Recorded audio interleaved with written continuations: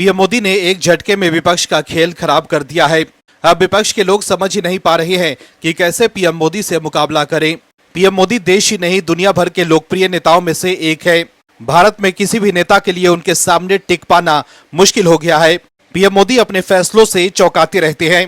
Rahul Gandhi PM Modi के खिलाफ कोई मुद्दा नहीं ढूंढ पा रहे हैं, इसलिए वो तरह तरह के प्रपंच रच रहे हैं और आरोप लगा रहे हैं, लेकिन राहुल गांधी के आरोप कहीं भी टिक नहीं पा रहे हैं। अब कोर्ट से ऐसी खबर आई है जिसके बाद राहुल गांधी को बड़ा झटका लगा है। राहुल गांधी के हर आरोप एक एक कर धराशायी हो रहे हैं। वहीं एक वीडियो से भी कांग्रेस की पोल खुल गई है। वीडियो शेयर कर लोग राहुल गांधी और कांग्रेस पर निशाना साध रहे हैं। देश के लोग इस वायरल वीडियो को देखकर काफी हैरान हैं। दर्शकों, आज के विपक्ष का बस एक ही काम हो गया है, वो सिर्फ और सिर्फ विरोध की राजनीति करते हैं। दर्शकों, विरोध करना कोई गलत बात नहीं है। विरोध तो लोकतंत्र का गहना है। लोकतंत्र की यही तो खूबसूरती है कि अगर सरकार कुछ गलत करे तो उसका विरोध अधिकार पूर्वक किया जा सकता है। लेकिन जिस तरह का आरोप राहुल गांधी लगा रहे हैं उससे लोग वाकई हैरान हैं। लेकिन अब उनके लिए बुरी खबर आने लगी है। वहीं पीएम मोदी ने एक बड़ा फैसला लिया है। इसके साथ ही अब कार्रवाई भी शुरू हो गई है, जिसके बाद कांग्रेस ने नाराजगी जताई है। कांग्रेस नेता जयराम रमेश ने एक्स पर पोस्ट कर लिखा है कि भारतीय राष्ट्रीय कांग्रेस राष्ट्रीय सुरक्षा कानून के तहत प्रख्यात पर्यावरणवादी और शिक्षाविद सोनम वांगचुक की गिरफ्तारी की निंदा करती है। ये केंद्र शासित प्रदेश लद्दाख में कानून व्यवस्था बनाए रखने और जान माल की सुरक्षा सुनिश्चित करने में भाजपा की घोर विफलता से ध्यान हटाने और जिम्मेदारी से ध्यान हटाने के लिए किया गया है। दर्शकों, सोनम वांगचुक की गिरफ्तारी को लेकर कांग्रेस सवाल उठा रही है, लेकिन आप दर्शक मानते हैं कि उनकी गिरफ्तारी सही है तो कमेंट में यस और पीएम मोदी जरूर लिखिए, ताकि कांग्रेस को साफ संदेश जाए कि देश के लोग पीएम मोदी के इस फैसले के साथ हैं। इस खबर में आगे आपको बताएंगे कि कैसे राहुल गांधी को झटके पर झटका लग रहा है और कोर्ट से क्या खबर आई है। इसके अलावा वायरल वीडियो के साथ ही दूसरे खबरों के बारे में भी बताएंगे, तो बने रहिए हमारे साथ अंत तक और देखिए हमारी ये खास रिपोर्ट। साथ ही आप दर्शकों से विनम्र निवेदन है कि अगर अब तक आपने चैनल को सब्सक्राइब नहीं किया है तो अभी कर लीजिए। कांग्रेस के नेता राहुल गांधी को झटके पर झटका लग रहा है। कोर्ट से ऐसी खबर आई है जिसके बाद राहुल गांधी की मुश्किलें बढ़ती दिख रही है। दरअसल राहुल गांधी को इलाहाबाद हाई कोर्ट से झटका लगा है। स्पेशल कोर्ट वाराणसी के फैसले को चुनौती देने वाली याचिका को हाई कोर्ट ने खारिज कर दी है। राहुल गांधी पर मुकदमा दर्ज होगा या नहीं, अब स्पेशल कोर्ट इस मामले की सुनवाई के लिए कार्रवाई को आगे बढ़ा सकेगी। यह आदेश न्यायमूर्ति समीर जैन की अदालत ने दिया है। यह मामला सितंबर 2024 का है। राहुल गांधी ने अमेरिका में एक कार्यक्रम के दौरान कथित तौर पर कहा था कि भारत में सिखों के लिए माहौल अच्छा नहीं है। क्या सिख पगड़ी पहन सकते हैं, कड़ा रख सकते हैं और गुरुद्वारा जा सकते हैं? उनके इस बयान को भड़काऊ और समाज में विभाजनकारी बताते हुए विरोध हुआ था। वाराणसी निवासी नागेश्वर मिश्रा ने इस बयान के खिलाफ सरनाथ थाने में एफआईआर दर्ज कराने की कोशिश की थी, लेकिन सफलता न मिलने पर उन्होंने अदालत का रुख किया था। न्यायिक मजिस्ट्रेट द्वितीय ने 28 नवंबर 2024 को ये कहते हुए वाद खारिज कर दिया कि मामला अमेरिका में दिए गए भाषण से जुड़ा है और ये उनके क्षेत्राधिकार से बाहर है। इसके बाद नागेश्वर मिश्रा ने सत्र न्यायालय में निगरानी याचिका दाखिल की, जिसे 21 जुलाई 2025 को विशेष न्यायाधीश एमपी एमएलए की अदालत ने स्वीकार कर लिया। अब इस फैसले के खिलाफ राहुल गांधी हाई कोर्ट में पुनरीक्षण याचिका दाखिल की है। दलील दी गई है कि वाराणसी अदालत का आदेश गलत, अवैध और अधिकार क्षेत्र से बाहर है। लिहाजा जब तक ये मामला हाई कोर्ट में लंबित है तब तक वाराणसी अदालत के आदेश पर रोक लगाई जाए। दर्शकों, राहुल गांधी मोदी सरकार पर निशाना साध रहे हैं और चुनाव आयोग पर वोट चोरी को लेकर आरोप लगा रहे हैं, लेकिन बीजेपी क्यों जीतती है आप जान लीजिए। दर्शकों, पीएम मोदी लगातार देश हित में फैसले लेते रहते हैं। बिहार में आगामी विधानसभा चुनाव से पहले केंद्र और राज्य सरकार ने महिला मतदाताओं को बड़ा तोहफा दिया है। पीएम मोदी ने शुक्रवार को वीडियो कॉन्फ्रेंसिंग के जरिए महत्वाकांक्षी मुख्यमंत्री महिला रोजगार योजना की शुरुआत की है। इस योजना के तहत राज्य की 75 लाख महिलाओं के बैंक खाते में सीधे 10,000 रुपए ट्रांसफर किए गए हैं। ये पहल 7500 करोड़ के शुरुआती आर्थिक सहयोग की शुरुआत है, जिसका लक्ष्य महिलाओं को आत्मनिर्भर बनाना है। पीएम मोदी ने बताया कि ये योजना हर परिवार की एक महिला को लाभ देगी। अगर कोई महिला अपना रोजगार शुरू करने की इच्छुक है तो उसे आगे 2 लाख तक की अतिरिक्त वित्तीय सहायता भी दी जाएगी। इस पैसे का उपयोग महिलाएं किराना, कॉस्मेटिक, बर्तन की दुकान या फिर गाय, मुर्गी, बकरी पालन जैसे छोटे व्यवसाय शुरू करने में कर सकती हैं। पीएम मोदी ने कहा कि इस योजना को जीविका महिला स्वयं सहायता समूहों के जरिए लागू किया जाएगा। ये समूह महिलाओं को ट्रेनिंग और काम सिखाने में मदद करेंगे। दर्शकों, पीएम मोदी के इन्हीं फैसलों की वजह से लोग उनका साथ देते हैं, लेकिन हार के बाद राहुल गांधी वोट चोरी का राग अलापने लगते हैं। बिहार में भी उनकी दाल नहीं गल रही है। ऐसे में अब बिहार चुनाव के बाद राहुल गांधी क्या कहेंगे वो देखना होगा। वहीं जीएसटी दरों में भी बदलाव कर पीएम मोदी ने लोगों को बड़ी राहत दी है। अब लोग खरीदारी कर लाखों रुपए बचा रहे हैं, जबकि कांग्रेस के कार्यकाल में लोग महंगाई की मार झेल रहे थे, लेकिन पीएम मोदी ने महंगाई की कमर तोड़ दी है। वहीं बीजेपी सांसद निशिकांत दुबे ने एक रिपोर्ट शेयर कर कांग्रेस पर निशाना साधा है। उन्होंने सोनिया गांधी और मनमोहन सिंह के नेतृत्व वाली यूपीए सरकार पर आरोप लगाया है कि 2004 से 2014 तक के कार्यकाल में बड़े व्यापारियों को 8 लाख करोड़ रुपए की टैक्स छूट देकर गरीबों से लूट की गई और अमीरों को मालामाल किया गया। दुबे ने ये आरोप लोकसभा में दिए गए जवाब और सीएजी यानी कंट्रोलर एंड ऑडिट जनरल और पीएसी यानी पब्लिक अकाउंट्स कमेटी की रिपोर्ट का हवाला देकर लगाया है। निशिकांत दुबे ने एक्स पर रिपोर्ट शेयर कर लिखा है कि 8 लाख करोड़ की बड़े व्यापारी को लूट की छूट सोनिया गांधी और मनमोहन सिंह की सरकार ने दी।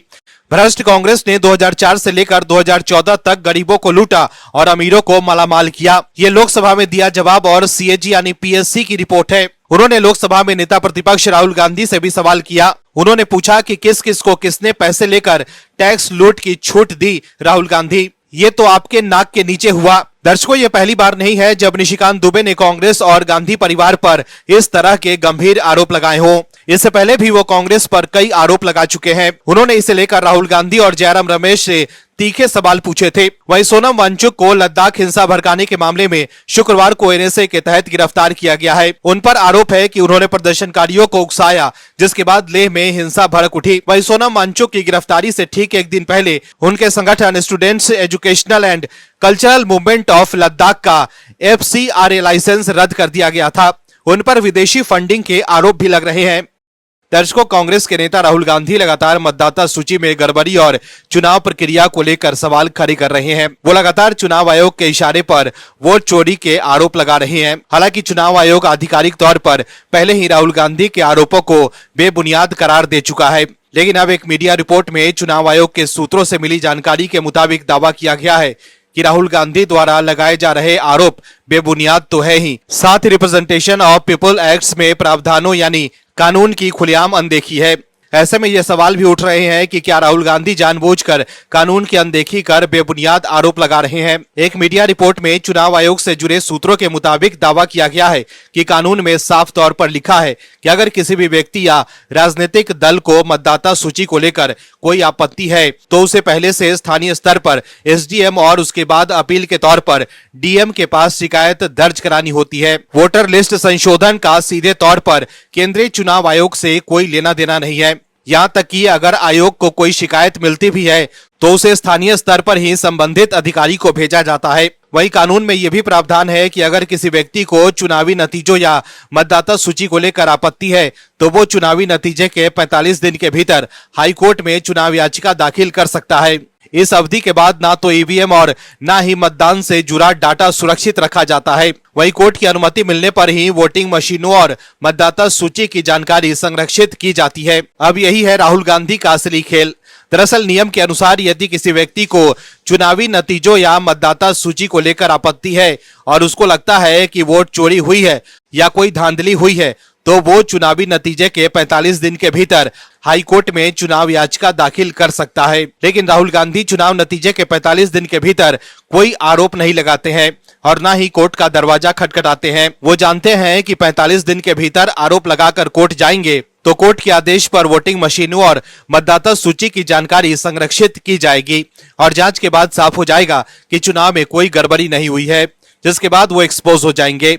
इसलिए राहुल गांधी कोर्ट नहीं जाते हैं और 45 दिन बाद चुनाव आयोग पर आरोप लगाते हैं और फिर कहते हैं कि चुनाव आयोग 45 दिन बाद डेटा क्यों डिलीट कर देता है। दर्शकों, 45 दिन बाद ना तो ईवीएम और ना ही मतदान से जुड़ा कोई डेटा सुरक्षित रखा जाता है। फिर राहुल गांधी कुछ भी आरोप लगा सकते हैं। खबर के मुताबिक चुनाव आयोग से जुड़े सूत्रों ने यह भी साफ किया है कि मतदाता सूची का अपडेशन एक नियंत्रण प्रक्रिया है। इसलिए अगर कोई ये दावा करता है कि 2 साल पुरानी वोटर लिस्ट में गड़बड़ी थी तो उसे साबित करना संभव नहीं है।